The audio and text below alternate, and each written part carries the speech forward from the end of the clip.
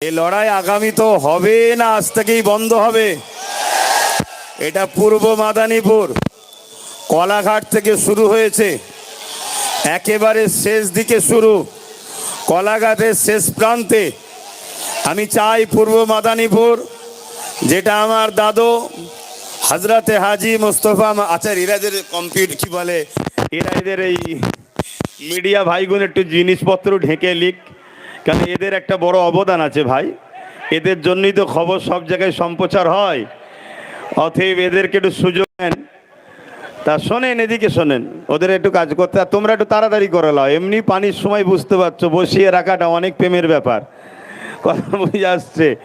তো সেই জায়গাতে কলাঘাট থেকে শুরু হলো, একেবারে পূর্ব মাদারীপুরের শেষ জায়গা। পূর্ব মাদারীপুরে আমার একটু জোর একটু বেশি, কেন এটা আমার দাদা হজরতে মোস্তফা মাদানী হুজুরের নামে এটা মাদারীপুর। অতএব এই মাদারীপুরের মানুষ, এটা বিপ্লবের মাটি।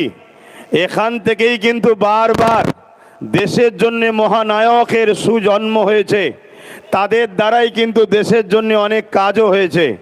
তা আজকে কেন্দ্র সরকার কি করতে চাইছে ওয়াকফ সংশোধনী বিলের নামে, আপনারা সবাই শুনেছেন। এবং পাশাপাশি আপনারা নিশ্চয়ই, আমার পূর্বে বাইজিদ ভাইয়ের আগে একজন মাস্টার সাহেব বলছিলেন ওবিসি সম্বন্ধে। দেখুন, ওবিসি যদি বন্ধ হয়ে যায়, 100ই হয়তো একটা চাকরি আমাদের ছিল, ওই একটাও আর হবে না, জিরো হয়ে যাবে। তাই ওবিসি সংরক্ষণের দরকার আছে। এটাকে পূর্ণ বহালের জন্য আমাদেরকে সংগ্রামের ধারাবাহিকতা আরও বাড়িয়ে যেতে হবে। এতেও কি আপনারা প্রস্তুত আছেন তো নাকি?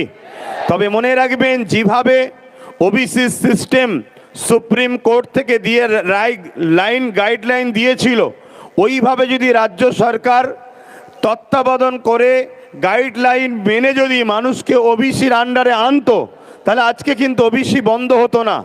এটাও একটা সাজানো পরিকল্পনা, যাতে করে ওবিসি বন্ধ হয়ে যায়। এখনও কিন্তু সময় আছে। রাজ্য সরকারের সৎ ইচ্ছা থাকলে ওবিসির যে সিস্টেম, সেই সিস্টেম গাইডলাইন মেনটেন করে রাজ্য সরকার যদি সুপ্রিম কোর্টে জমা দেয়, আমার সংবিধান অনুযায়ী যতটুকু জ্ঞান আছে, সুপ্রিম কোর্ট ওবিসিকে আবার পূর্ণ বহাল করার জন্য আইন অবশ্যই তিনি ঘোষণা করবেন। কিন্তু রাজ্য সরকার সৎ ইচ্ছা দেখাচ্ছেন না। তাই আমরা এখান থেকে রাজ্য সরকারকেও বলবো, এই দ্বিচারিতার মুখোশ এক আর মুখ এক, এরকম যেন না দেখানো হয়। আপনি আপনার সৎ ইচ্ছা দ্বারা ওবিসির যে গাইডলাইন, সেই গাইডলাইন অনুযায়ী সুপ্রিম কোর্টে অবিলম্বে আপনি কাগজ জমা দিন। এর পাশাপাশি নিশ্চয়ই এই বিষয়টা আলো হয়েছে না হয়েছে কি জানি না, মাদ্রাসা শিক্ষা পুরো দেশ জুড়ে যেমন ওয়াকফকে কেন্দ্র সরকার দখল করতে চাইছে, ওয়াকফ যদি চলে যায়, মাদ্রাসাও যাবে, মসজিদও যাবে, কবরস্থান, ঈদগাহ, খানকা সবই যাবে। অ্যাকচুয়ালি ইসলামের পেহচান, মুসলমানদের পেহচান, মুসলমানের পরিচয় সবটাই মিটে যাবে। কিন্তু রাজ্য সরকারও মাদ্রাসাকে বড় সুকৌশলে ধ্বংসের দিকে ঠেলে দিচ্ছে। এটাও আপনাদের একটু সজাগ করানো দরকার। কেন এখানে লেখা আছে, দেখুন, মাদ্রাসা বাঁচাবার জন্য কিন্তু মাদ্রাসা শিক্ষা বাঁচাও। আপনারা নিশ্চয়ই জানেন, স্কুল কলেজ যেখানেই হোক, পরীক্ষা দিবার পরে একটা মার্কশিট দেওয়া হয়, রেজাল্ট। ওই মার্কশিটে বিভিন্ন সিলেবাসের নাম থাকে, অঙ্ক, ভূগোল, বাংলা ইত্যাদি ইত্যাদি, ইংলিশ সহ। ঠিক তেমনই মাদ্রাসা শিক্ষায় এই সিলেবাসের নাম ছিল কোরআনে কত পেয়েছে। কিন্তু আপনারা জানেন কি জানেন না, উলামা হজরত, ইমাম সাহেব হজরত, মুসলিম সমাজ প্রেমিক মানুষ, আপনারা মন দিয়ে শোনেন, আমরা যাকে আপনারা এত ভালোবাসলেন, তিনি ক্ষমতার পাওয়ারে মাদ্রাসা শিক্ষা থেকে বড় প্ল্যান মাফিক এই পশ্চিম বাংলায় কোরআনকে তুলে দিয়েছে। তাই মার্কশিট থেকে কোরআনের অপশনটাও বন্ধ করে দিয়েছে। যেমন কেন্দ্র সরকার ইসলামকে মিটাবার জন্য, মসজিদ মাদ্রাসাকে মিটাবার জন্য ওয়াকফ সংশোধনী আইনের নামে কালা কানুন তৈরি করতে চাইছে, আমরা এখান থেকে মাদারীপুর কোলাঘাট থেকে আন্দোলনের সূচনা চলে আসছে, ধারাবাহিক চলে আসছে। আজকেও আমরা আন্দোলন থেকে আওয়াজ তুলব, এই কেন্দ্র সরকারের এই কালা কানুন আমরা মানছি না। এই কালা কানুনকে অবিলম্বে বন্ধ করতে হবে, ঠিক না বেঠিক? আবার বলুন, ঠিক না বেঠিক? ঠিক তেমনি এখান থেকেই রাজ্য সরকারকে জানাবো, আপনি যে বড় আস্তে আস্তে সাইলেন্ট ভাবে মাদ্রাসা থেকে কোরআনের শিক্ষাকে তুলে দিতে চাইছেন, এই ষড়যন্ত্র আপনাকে বন্ধ করে মাদ্রাসাতে কোরআনের শিক্ষা যেভাবে ছিল ওইভাবে চালু রাখতে হবে, ঠিক না বেঠিক? জোরে বলুন, ঠিক না বেঠিক? যদি না হয় তাহলে আন্দোলন যেমন কেন্দ্র সরকারের বিরুদ্ধে চলছে, রাজ্য সরকারের বিরুদ্ধে আমাদের আন্দোলন চলবে না, চলবে না। আওয়াজ তুলে হাত তুলে সাক্ষী দেন, হাত তুলে সাক্ষী দেন।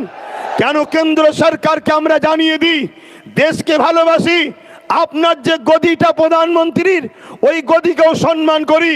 তার মানে এটা নয় আপনি ইসলামের বিরুদ্ধে, মসজিদের বিরুদ্ধে, কোরআনের বিরুদ্ধে, ইসলামের বিরুদ্ধে কোন রকম ক্ষমতার জন্য আইন তৈরি করবেন। আমরা বেঁচে থাকতে এই আইন হতে দেব না। তাহলে আপনাকে আগে ঠিক করতে হবে, আইন পরে করবেন। আগে আমাদের যুব সমাজের বুকের তাজা খুনগুলো গুলি করে করে ঝরাতে হবে, তারপরে আইন করতে আপনি পারবেন। তার আগে পর্যন্ত আইন আমরা হতে দেব না। কেন? আমরা দেশকে ভালোবাসি, সংবিধানকে ভালোবাসি। ঠিক মনে রাখবেন, আমরা জানের থেকেও বেশি আমার ইসলাম, আমার কোরআন, আমার মসজিদ মাদ্রাসাকেও ভালোবাসি, ঠিক না বেঠিক?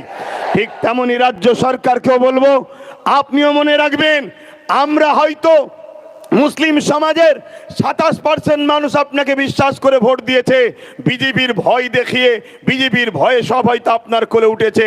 তার মানে এটা নয় আপনিও এই ক্ষমতা নিয়ে মাদ্রাসা থেকে কোরআনের শিক্ষাকে তুলে দেবেন, কোরআনকে মিটাবার প্ল্যান করবেন।